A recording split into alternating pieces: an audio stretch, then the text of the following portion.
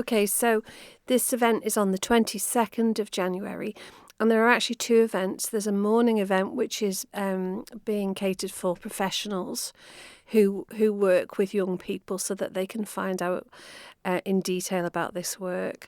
But in the afternoon, there's an opportunity for anybody from the general public to come along. So the afternoon event starts at 1:00. The reason why this event has come about, but this is a good news story. We really wanted to publicise the good work that both agencies do as part of the strategic partnership that we have with Manx Care to deliver services for drugs and alcohol in the Isle of Man. And that's not just for adults, but it also extends to young people as well. So this event is to kind of celebrate that, but to make everyone aware that these services are here. And there's a really good range of services now available for young people, whatever they're struggling with.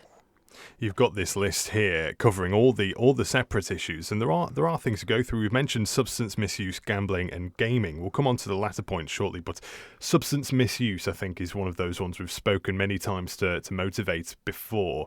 Why is it important to educate young people about that? It's important to educate young people because, well, everybody even in the community, not just young people, because this is such a live subject. We never know what generation, what problem they're going to face with this, with substance misuse. There's always a new drug on the horizon, riskier ways of taking drugs.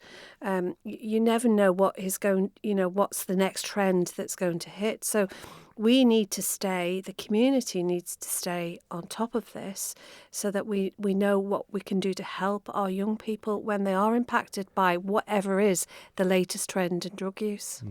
Exploitation has been a big topic over the last few years. We've heard many times from the Department of Justice and Home Affairs and police about really trying to tackle this at a border. Exploitation in young people, local drug culture and inventive outreach approaches. What are those outreach approaches that you're going to be discussing there? Okay, so the worker who manages and runs our SOAR project, which is about exploitation, surviving exploitation, he's going to be presenting to the delegates about the exciting work that he's been undertaking. So this project works specifically with young people who have been exploited, and sadly this is the case. We are coming across young people who perhaps they have been a little bit vulnerable themselves, and they have been found, by people who are, if you like, heavily into the drug culture here, and they're using these young people as a means to protect themselves from that front line. So they may be holding drugs for that person. They may be selling drugs for that person and the person, other people in the chain. So this project works very intensively. We've thrown the model on its head. We're not doing the traditional 1 hour a week. A young person who's being exploited needs a lot of support. So this worker that we have, he's working with them very inventively. He is diverting them away. So it's finding out what they used to do, what they like to do, hobbies and interests, helping them maybe to find a job, helping them to get back into education. So it's a very intensive support project, and it's really working. It's starting to show some real success. And diversion must be a very difficult thing to try and do for a young person that has had their attention captured, should we say, by sort of it being glamorized. Is that an issue you find often, that these people that do use those younger people as on the front line, as you mentioned, do they glamorize the culture to them a lot? Well, quite often if these people are vulnerable, these young people are vulnerable in themselves, then if somebody comes along that maybe is offering them perhaps some free drugs, some money, friendship, I've got your back, you're my mate. That's how the grooming process takes place, if you like. But it does go sour, and the young person then can find themselves having to do things that they don't really want to do, or they start to be fearful.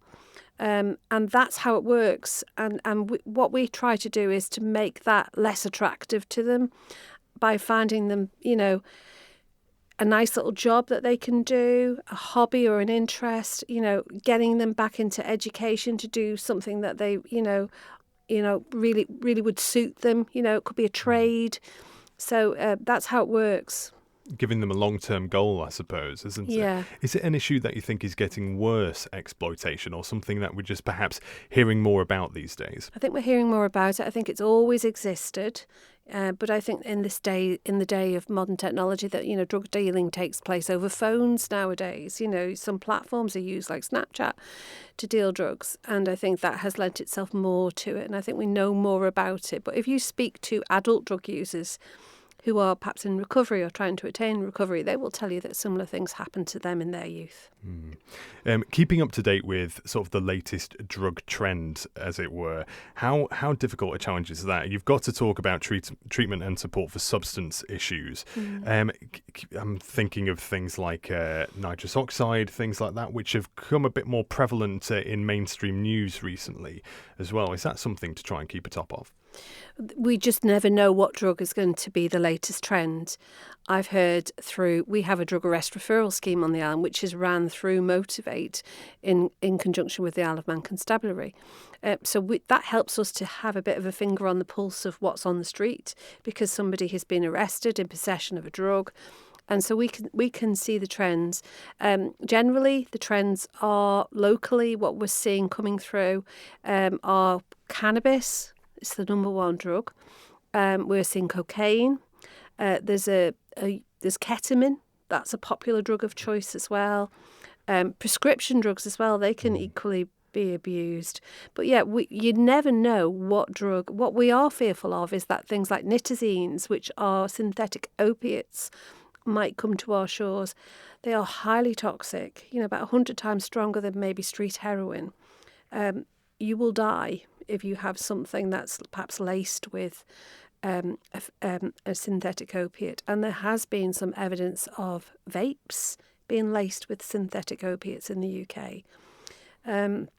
So people think they're taking maybe a THC vape, but it actually could be laced with something of a synthetic opiate basis. So you have to keep abreast of what is happening across the waters to see what's coming to our shores. So perhaps parents on the island who aren't familiar with some of those terms and some of those drugs that you've just mentioned there, if they came along to this event, they get a bit more of an understanding about it. That's what this afternoon event, it starts at 1 p.m. on the 22nd of January at the iMuseum, is all about. It's for people to come along and to learn more about this, what's happening in our community, how young people are being impacted, what drugs they're being impacted by, and the services that are there to help them.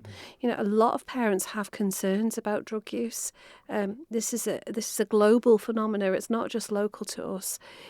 Across the world, where people are worried about drug use, and they're worried about their children and their young people, their teenagers, and whether they might succumb. And it's good to be informed, and especially to find out what services are there that can help the parent as well as the young people. And something slightly different that we've not spoken much before, we've discussed gambling on a number of occasions, but gaming disorder is something quite interesting that you'll be talking about at this event. How big an issue is that? It's quite a significant issue. In fact, we've got our education worker who's going to talk about the workshops that she's going to be doing in primary schools, because we're starting earlier now to educate about young people not being overtaken by gaming. But if you spoke to any parent right now, they will tell you that their kid is, it's hard to get their devices to put them down, to take them off them. It is a big issue, but you can find, though, that for some young people, for whatever reason, gaming can really take off for them, and they might be using every waking hour and even losing sleep to game. They might not be self-caring. Their other relationships and friendships might be struggling because they're just gaming all of the time. And because they're gaming on platforms where they're gaming globally, they could be awake during the night, setting alarms to. If you've got a young person in your home and that's the sort of behaviour that you're seeing, I think you might be suggestive that there's a gaming issue there. They start isolating themselves, and you mentioned schoolwork as well can particularly fall off, I imagine. Absolutely, yes. Not going to school, not waking up to get to school, and parents really struggling to get them to stop doing it. Then it's getting into the realms of a gaming disorder. One of the things about gaming as well is that it teaches young people how to gamble. So you can purchase sort of like special items, loot boxes, etc., in order to go further in a game. So that exchange of money is the beginning of, introducing the concept of gambling to a young person. So there has been an established link between gaming leading to gambling. And some recent research from the Gambling Commission in the UK suggests that up to a quarter of young people manage to gamble.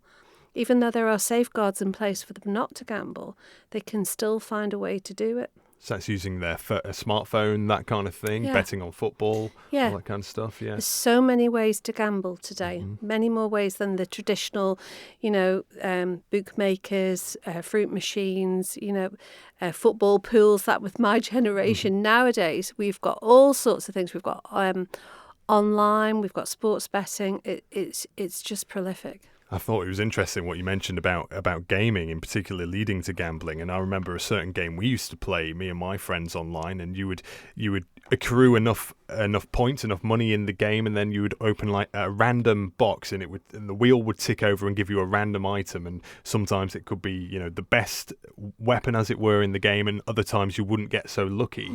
So you would go jump in and try it again and again and again, and that is how it works, isn't it? Yeah, exactly. And that looks like gambling, doesn't it? Absolutely. The feels wheel, like it. Only a couple more steps towards roulette.